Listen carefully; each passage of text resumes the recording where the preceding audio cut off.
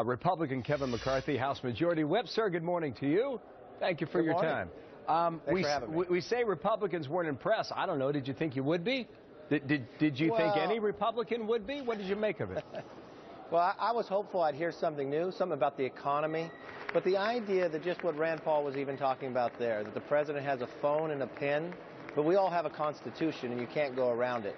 But more importantly, he ought to use that phone to pick up and call Harry Reid and pass those more than 160 bills that we passed the House that sit over in the Senate. He talks about a jobs bill. Well, we have the Skills Act about jobs training sitting in the Senate, and use the pen to sign it.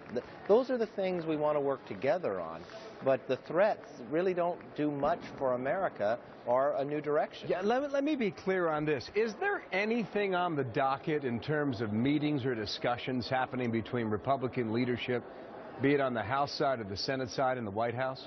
Any at all? I don't see any or have any on my schedule as of today. We're going away on our issues retreat this weekend as Republicans talking about it. So hopefully that we could get somewhere. I mean, that's a much better way to do it than just threatening people my way or no way. What about in the coming days or weeks or months? I mean, do you see anything on how unusual would it be if there is no direct communication with the White House? Well, that's kind of been what's been going on for quite some time.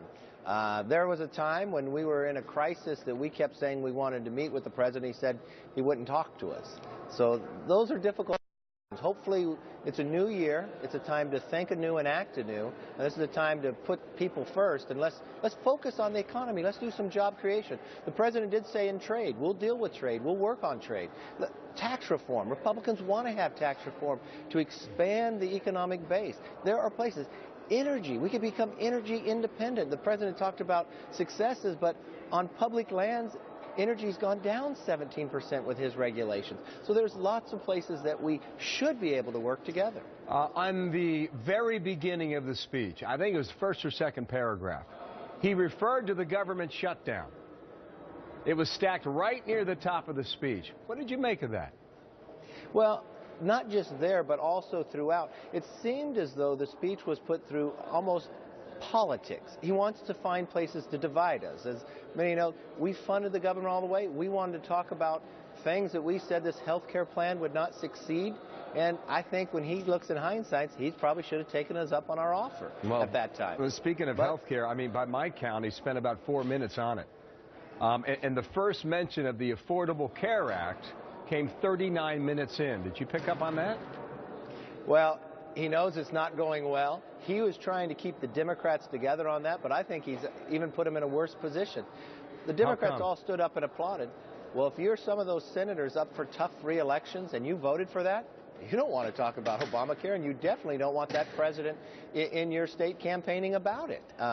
It's going to remind the public of what they're so frustrated with. More people have lost their health insurance than have signed up. And those are just the numbers. He can't convince people otherwise. 10 months to go before midterms. It will be talked about. Kevin McCarthy, appreciate your time. Thanks for having me. From Capitol Hill, we'll speak again. Thank you, Martha.